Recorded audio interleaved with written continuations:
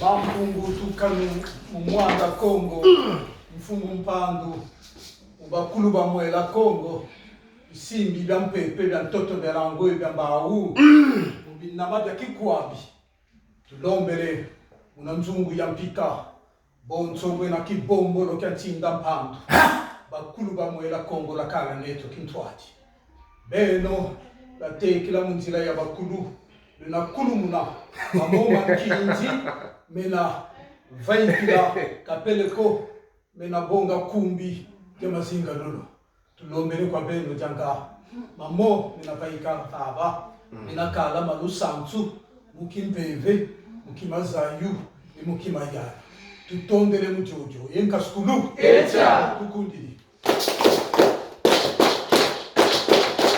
yeka kalongi yenda jambu dia lolo gena mu mazinga lolo jambu makuma ya yevoa jambu 49. Que dit jambu 49? Luza ya vo kunzi ya kimpongo yena nzila ya lengeni na ngunda ni yandi wena bandu mudika masabitezo bya mbi yena ngudi ya wa kuta wa ya buzitu wa nitu wena nkengi wa kimuntu. Le concept clé dans ce diambo se nomme Kimpongo. On verra plus finement en Congo ce que cela veut dire. Je vous livre la transcription en français. Encore une fois, il ne s'agit pas de traduction, il s'agit de restituer l'idée qui est contenue dans Diambo 49. Le pilier de l'humilité est la voie de la maîtrise de l'énergie et de la force intérieure. Il est la première marche vers la domination des vibrations basses. Il est la matrice des énergies qui permettent la posture de Wa, Kuta, Kuta, Wa. Il est la matrice des énergies qui permettent l'humilité, en fait. Il est la matrice des énergies qui permettent la maîtrise des énergies et donc une force intérieure. C'est une posture qui permet en fait une souveraineté,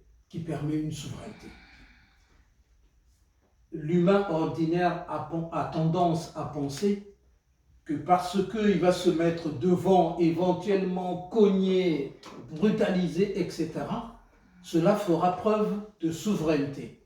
Non, la véritable souveraineté est la capacité à ne pas bouger et à changer les choses. Quand je dis ne pas bouger, je parle de l'aspect physique. Il est des souvenirs. Il suffit qu'un parent, notamment le père, lorsqu'on était gamin et que vous êtes en train de faire des bêtises, il suffit que le père vous regarde, mais vous avez, sans prononcer un seul mot, vous avez là l'expression de la souveraineté du père. Et l'enfant va l'interpréter tout de suite, va comprendre, il n'y a pas besoin qu'on lui dise. Parce qu'il sait ce qu'il attend derrière si il n'obéit pas. S'il n'obéit pas, s'il ne se met pas dans une posture, dans les préceptes qui lui ont été donnés. Donc, quand je dis on peut ne pas bouger et faire preuve de souveraineté, il y a, Mazinga Lolo nous apprend qu'il y a une marche, une première marche, pour aller vers cette souveraineté, la capacité à gérer les énergies qui peuvent vous bouillonner en un individu. Cette marche-là, en Congo, ça se dit Kimpombo. Kimpombo. Évidemment, on peut se contenter de la traduction, Kimpombo égale humilité. Non, on va rentrer en détail dans ce qu'est Kimpombo. pour en avoir une approche scientifique, une approche technique qui tient la route. Congo, comme on le lit de plus en plus souvent sur Internet, est une langue d'une portée initiatique sans égale sur cette planète. Vous savez, on dit souvent telle plante du nom scientifique, latin, vobilus, nobilis, machin, etc. Qu'est-ce que ça a de scientifique? C'est un nom latin, point barre.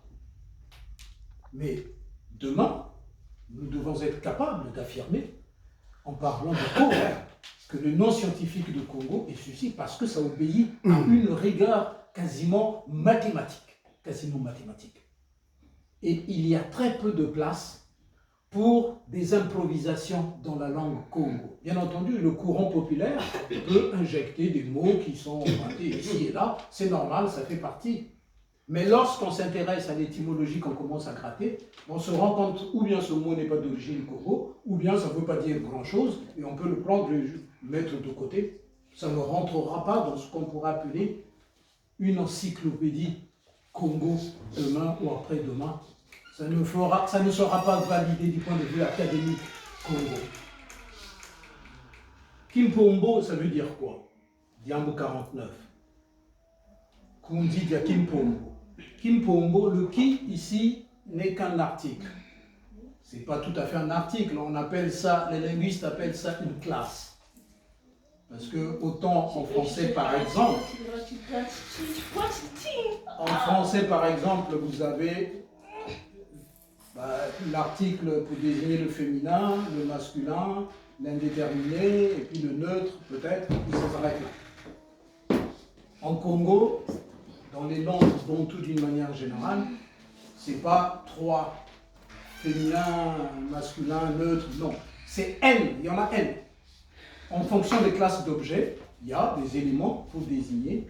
Quand on dit Kimpombo, pour parler de l'humanité, demain, pour désigner l'humanité d'un individu, la capacité, on dit Kimuntu. Mais pour désigner une femme, par exemple, on va dire Mukento. Pour désigner une parcelle de terrain, on va dire Lupangu. Donc, on était parti à Ki, on est parti à Mou, Lou, il y a Ma, il y a... On appelle ça des classes. Donc, Ki ici n'est qu'un article. Mais il faut faire attention. Parce que Ki désigne aussi la tendance de quelque chose. L'énergie qui pousse dans une direction. En Congo, ça se dit Ki.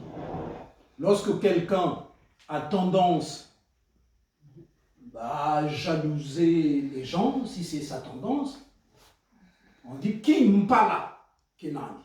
C'est-à-dire qu'il a tendance à pratiquer telle chose. Mais peu importe. Ici, on va se contenter de dire que c'est un article. C'est une classe, en tout cas. Le véritable concept, c'est Mpombo. Mpombo. Po en Congo a trait au vide.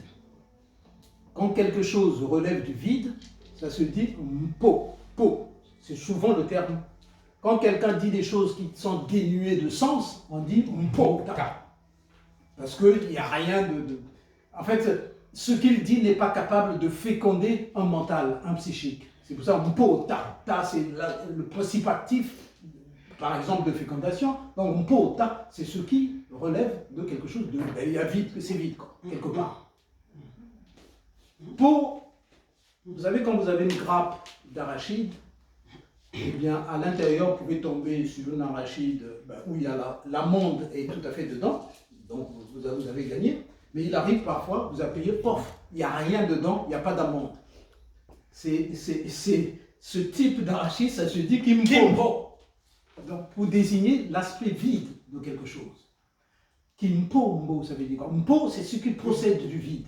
Mbo, en Congo, ça signifie l'expression de la substance. Bo, c'est la substance. Mbo, c'est l'expression de cette substance. Le nez, par exemple, l'organe que nous nommons le nez, parce qu'il est capable de détecter la moindre substance, même des substances invisibles, on l'appelle Mbo. Parce qu'il est capable de détecter un parfum, c'est invisible, mais il peut saisir.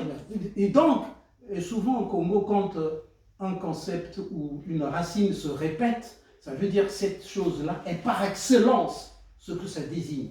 Mbo, c'est répété 2 fois, ça veut dire par excellence le détecteur de substance. Quand on dit ma, ça veut dire par excellence, c'est la matrice qui est capable de porter une vie.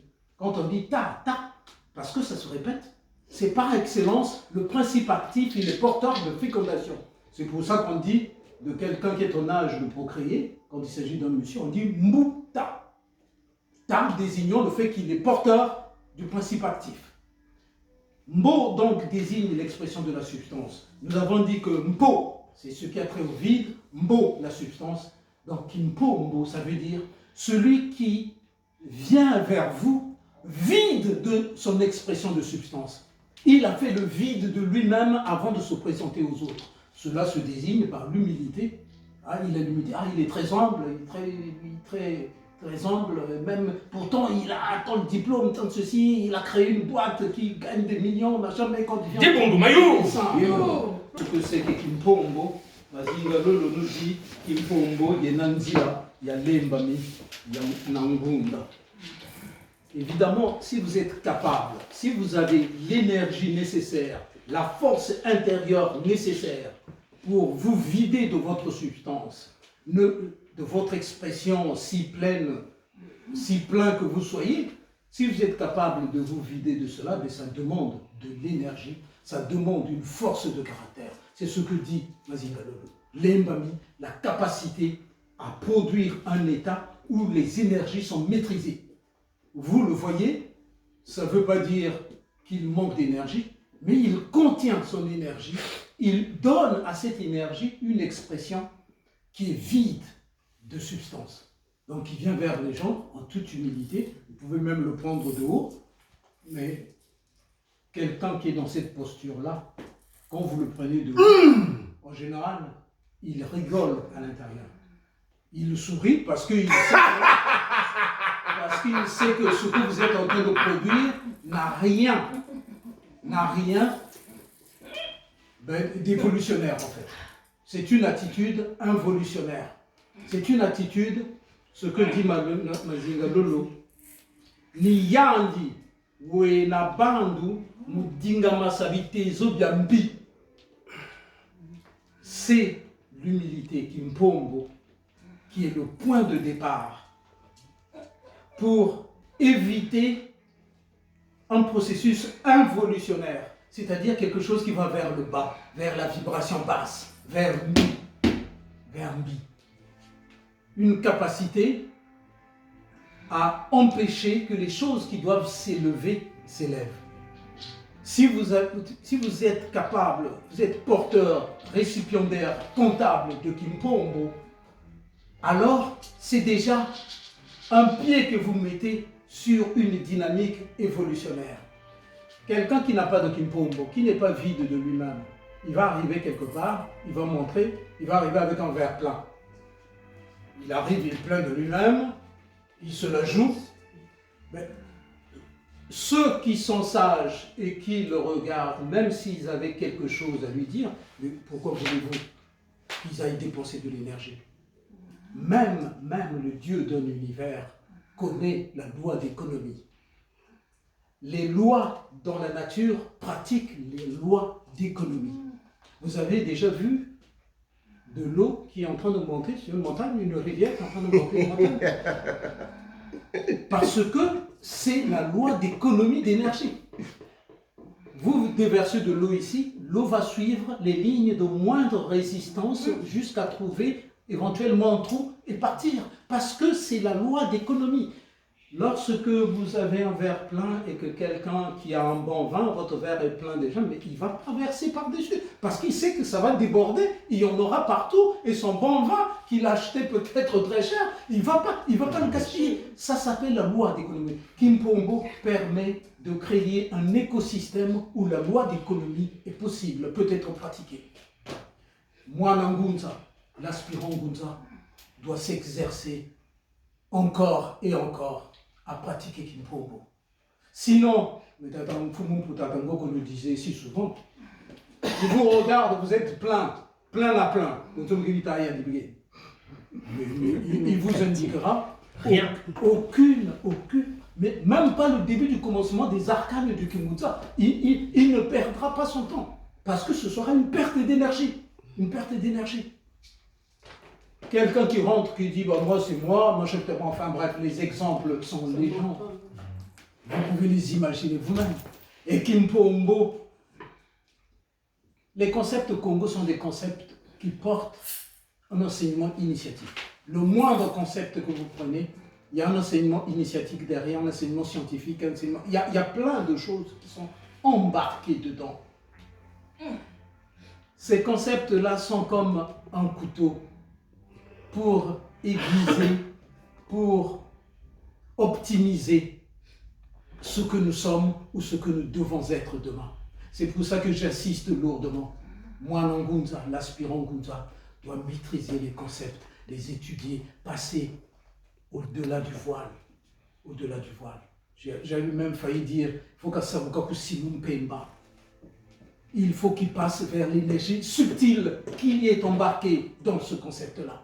Une fois qu'on commence à maîtriser les concepts, quitte à y passer des journées et tu dis, mais ça, pourquoi on dit ça? Pourquoi on m'appelle Mama? Pourquoi les dames sont appelées des Yaya? Pourquoi? Vous devez savoir, vous devez savoir. C'est votre droit d'exiger Kimazayu, Sabina. Mundira Congo, il y a 3 piliers essentiels. Makuku Matatuma Lamba Congo. Kimpeve, Kimazayu, Kimayara. À partir de ce moment-là,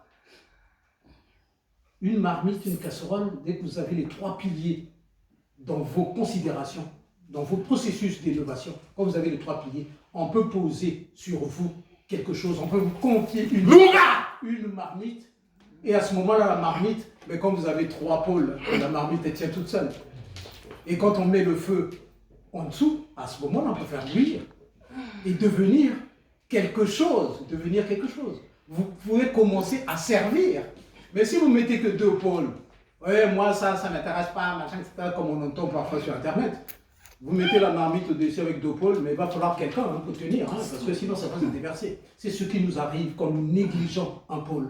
On n'a que 2 points, et avec ces 2 points, vous pensez être...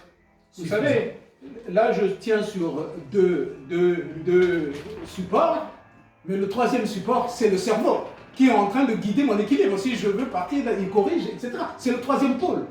Toute forme d'équilibre procède d'un triangle de force. Vous voulez démarrer un projet pour qu'il y ait une stabilité qui vienne dans ce projet? Trouvez un 3e pôle. Mais ce 3e pôle peut être simplement quelqu'un que vous consultez qui, d'un point de vue psychique, fait partie de votre projet sans en être, même s'il n'a pas mis des sous dedans. Créez un triangle. Sinon, vous êtes 2, vous vous engueulez. Qui va jouer le 3e pôle? Qui va pratiquer l'équilibre? Comment vous allez conquérir l'équilibre? Kimpombo participe de cela. Kimpombo, qui n'a pas mais c'est pas évident, c'est pas évident. Parce qu'on a toujours à faire, vous savez, comme disait, je crois que c'est un texte de Audiard, avec la mort de Belmondo, on en a beaucoup parlé. Quelle différence il y a entre un voleur et un con?